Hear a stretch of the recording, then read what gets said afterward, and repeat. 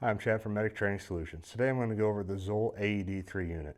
This is one of my personal favorite units just simply because of some of the features that are very specific to this model. A couple things that you'll see is the large LCD screen, but my personal favorite part about this particular unit is it gives you the option to switch from a pediatric to an adult patient simply by a push of a button, which is very unique to this particular AED and is not something that many do. Generally, you would have to change the pads completely, but Zoll has figured out how to take that step out of it. But real quick, we'll go over some of the features up close and give you a chance to see them, and then we'll show you how to place the pads on the mannequin that we have here. All right, so we're going to go through just from the very start of pulling the machine out. In the back of the machine, this is a training unit, so yours is going to look a little bit different, but in the back of the training unit will be your sealed pads that will go into these grooves here with the battery port access in the back of it. This is not something that you would have to worry about. If you have any problems with pads or the battery itself, you just contact me and I'll troubleshoot and get that fixed for you. But on the back of the pad, that just stores back into there, and we'll turn back around to the front of the unit. Now we'll walk through from the pressing the power button and run through the entire feature of how this machine would operate in an emergency. So simply just going to press the power button. The screen will light up, the LCD Unit screen. OK.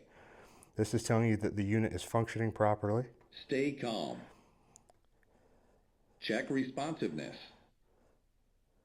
Call for help. If patient is a child, press Child button. Remove pad package.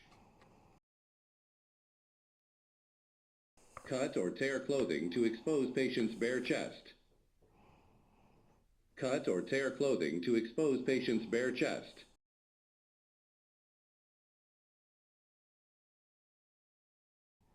Open pad package. Attach pads to patient's bare chest. So as you can see, the AED pretty much does everything on its own. Once you press the power button to start the AED, it's going to walk you through instructions and everything that you need to do. The plus side about the semi-automatic AED is this machine will actually not deliver a shock until you press the orange button on there after giving multiple instructions to clear away from the patient so that nobody gets shocked. But now if you would come in a little bit closer, we're going to show you the actual AED pads and the placement to use them should you be placed in that emergency. Attach pads to patient's bare chest.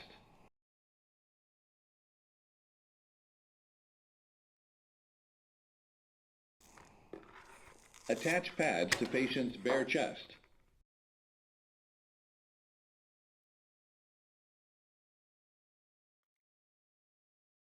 Attach pads to patient's bare chest. Don't touch patient. Analyzing. Shock advised. Don't touch patient. Press flashing shock button. Don't touch patient. Press flash shock delivered. Start CPR. Push to match the tone.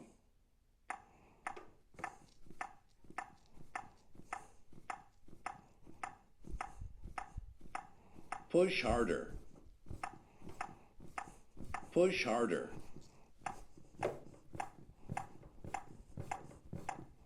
Open the package for your AED pads. They're going to be kind of folded together like this. And when you open them up, you're going to see the diagram picture exactly how to place these items. One thing that you may notice a little bit different about the Zoll pad is it has this little puck here, and we'll explain exactly what that is once we get the pad placed. So the instruction it's going to show you is you're going to place the pad in the upper right-hand corner of the chest and placing the puck somewhere in the center line. And this is actually going to be where we perform our compressions to give us live feedback on whether or not we're doing adequate CPR. So just simply grab the corner of the pad, pull the pad off, and then we're going to place just like the picture or the diagram shows you, placing the puck somewhere in the midline between the nipples, and this is where you're actually going to perform your CPR compressions. Make sure this pad is firmly pressed down as well as the puck. And then you grab your other pad that's going to show that it goes just below the chest here on the left-hand side of the body. We're going to pull this off to match this diagram.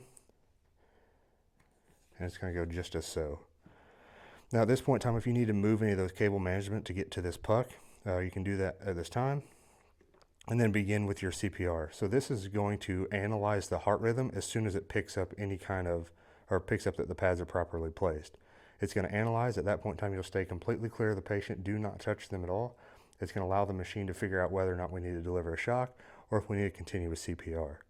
If it advises you to continue with CPR and no shock advised, we're going to get back here as it shows, just in your normal CPR compressions. We're going to go hand over the chest here, lock your arms out, and start providing your compressions.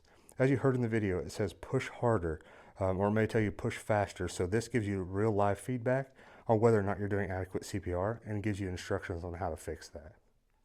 Most of the functions that I showed you today will be the majority of what you have to do with the machine. But one more thing to add is if you look at the machine here, there's a green check mark. If you're looking at the machine at any point in time and you see a red X that comes across that, it says that something's wrong with the machine. It needs to be fixed. If you see that X, just give me a contact and we will come out and fix the machine as quick as possible for you. Additionally, we will do scheduled checks on a regular basis for you guys, just to make sure that the machines are staying in proper working order. And additionally, if you use any pads or have any battery issues, just contact me again with that and we'll get that taken care of and get the machine up and running for you as quick as possible. Again, thank you guys for joining me today. Have a great day.